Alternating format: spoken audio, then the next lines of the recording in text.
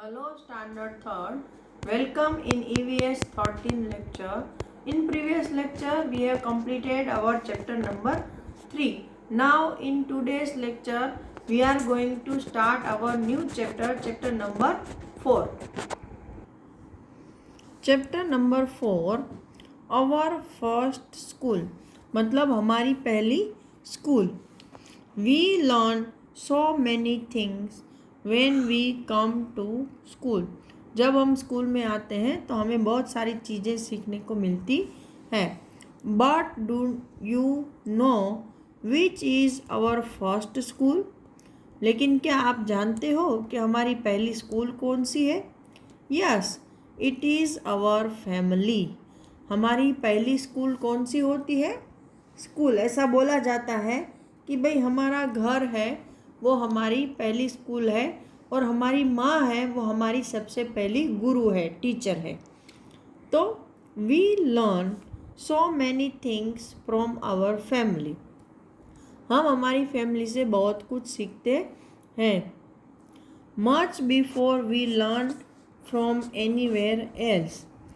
कहीं और से हम सीखें उससे बहुत सारा ज़्यादा हम हमारी फैमिली से सीखते हैं.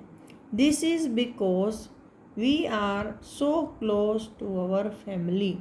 ऐसा इसलिए होता है क्योंकि हम हमारी फैमिली के बहुत करीब हैं, मतलब बहुत ज़्यादा अच्छे से जुड़े हुए हैं.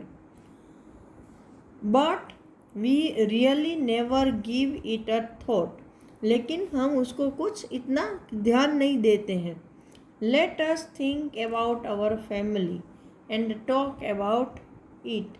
तो चलो हम अपनी फैमिली के बारे में सोचते हैं और उसके बारे में बात करते हैं. ड्रॉ और paste a picture of your family. यहाँ पर अपने फैमिली का पिक्चर आपको ड्रॉ करना है या पेस्ट करना है. तो ये आप अपने आप करोगे. Do yourself. Now over here, who all are there in your family. आपके फैमिली में, आपके कुटुंब में कौन कौन है? Write their names and how they are related to you. तो यहाँ पर देखो, ये जो कॉलम दी है ये 3 यहाँ पर है और 3 यहाँ पर. तो आपके फैमिली में जितने भी मेंबर हैं उनके नाम लिखने हैं.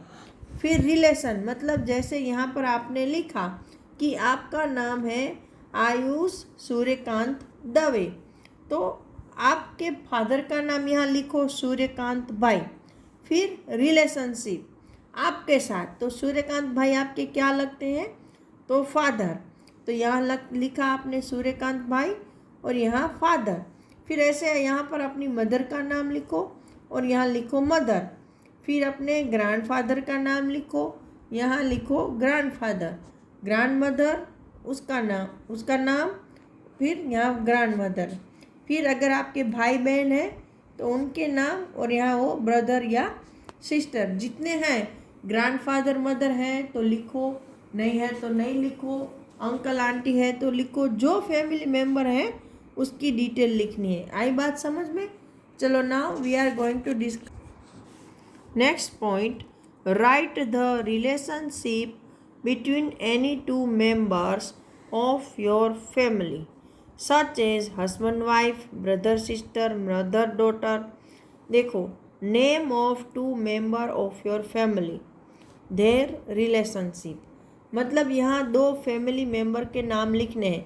जैसे यहाँ पर आपने अपना फादर और यहाँ आपकी मदर का नाम लिखा, तो उसका रिलेशन क्या है? तो कि हस्बैंड वाइफ. फिर यहाँ आपने ग्रैंडफादर ग्रैंड मदर का नाम लिखा, तो उसका भी रिलेशन क्या है? Husband wife.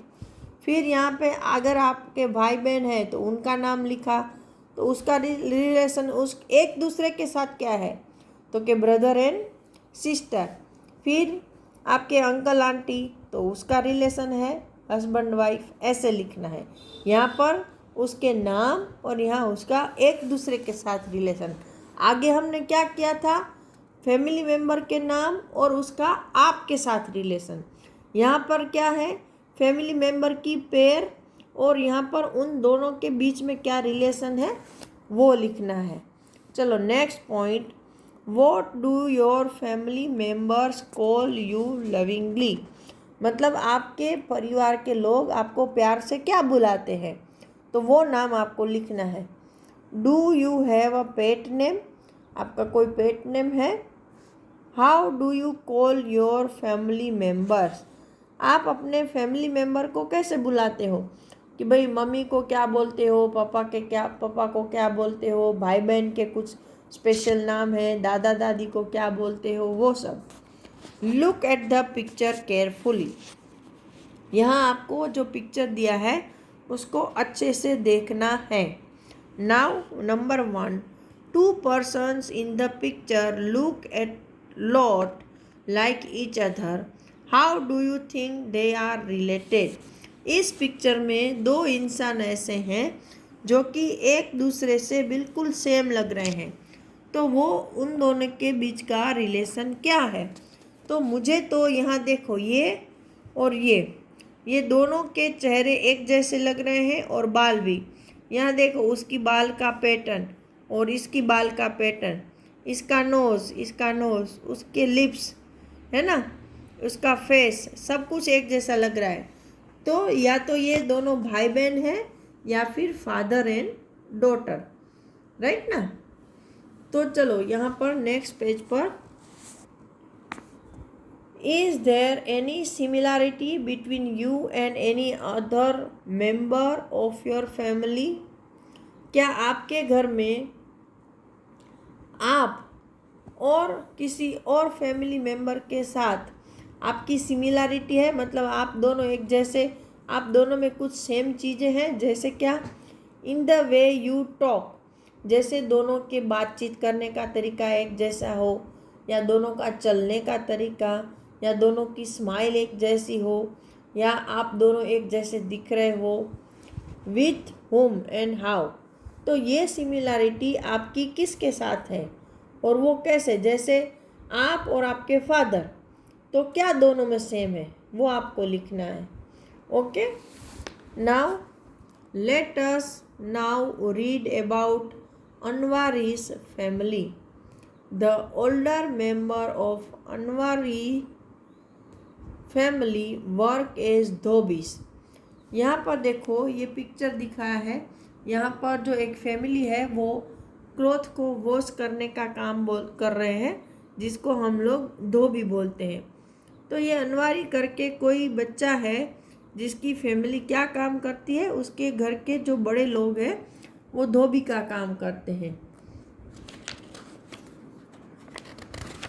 All the members of the family lend a hand in washing. Family के सारे मेंबर हैं वो कपड़े धोने में एक दूसरे का हाथ बढ़ाते हैं। Dyeing and ironing of the cloth, कपड़ों को धोने में, उसको सुखाने में और उसको प्रेस करने में एक दूसरे को हेल्प करते हैं। Anwari and her cousin Taufiq are also learning the work done by the family. ये जो अनवारी है और उसका कज़िन भाई तौफीक है, वो दोनों भी उसके फैमिली का ये जो काम है उसको सीख रहे हैं।